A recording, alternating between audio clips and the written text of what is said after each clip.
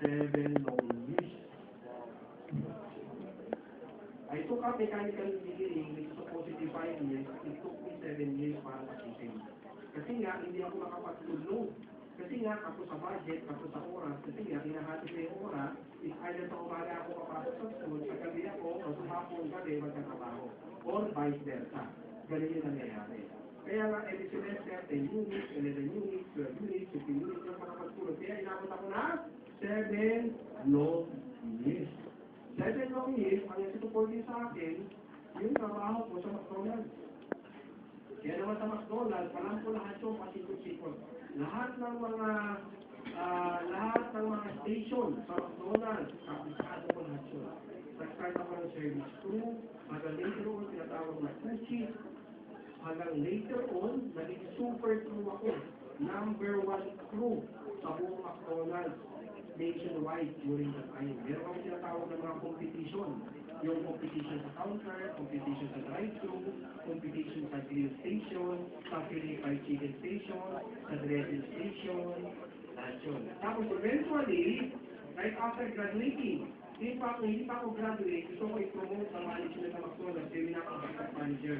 Yung tinatawag sa na swing manager, kahit undergraduate ka, pinopromote ka nila as manager. Yung nga lang, yung compensation, mayroong konting difference sa tinatawag na assistant manager, which is yung mga graduate.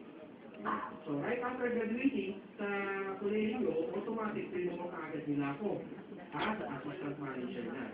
Nag-manager ako dun sa Lasal Pack, yung branch ng McDonald's yun. Isa ako dun sa nag-open doon. And then, maganda na, alam niyo sa McDonald's, napakaganda ng training. Sobrang ganda ng training doon. Doon ako natuto, ipak yung mga tutunan ko doon. Hindi ba doon, yun yung ina-apply ko kung paano natin pinapatakbo yung kumpanya ko natin. And then, right after a while, maganda lang yung training, pero ang bottom line pa rin, siyempre, magkano yung take home money natin, yung salary. Diba? Ilang taon ako nagtagal, almost 2 years ako, or more than 2 years as assistant manager. Yung nga lang, yung sweldo, parang hindi masyado malaki. Kaya that's the time I started to look for other opportunity. Of course, graduate ako ng mechanical engineering, I started to look for job as a mechanical engineer. Yun nga lang, ang liit pa rin na sweldo. Kaya, nagtrabaho ako right after noon sa isang bar. Side bar sa may Malate. Naging bar manager ako.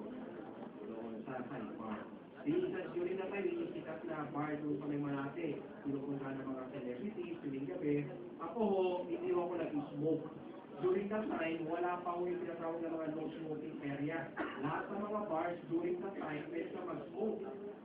Napakasama ho pala, pag hindi ka nagsisigarilyo, at lahat ng mga kasabi mo nagsisigarilyo, ang tawag doon, passive smoking. Alam natin, kung nagsisigarilyo ka, masama sa kalusugan mo. Pero mas masama pala, kahit kung hindi ka nagsisigarilyo at ikaw lang wala nakakasingot na smoke. Ang tawag doon, passive smoking. Since hindi ako nagsisigarilyo, yung environment ko sa bar na yon is lahat nagsisigarilyo, not to mention, siyempre, ang operating hours ng bar, nag-start kami ng alas 5 hanggang alas 10.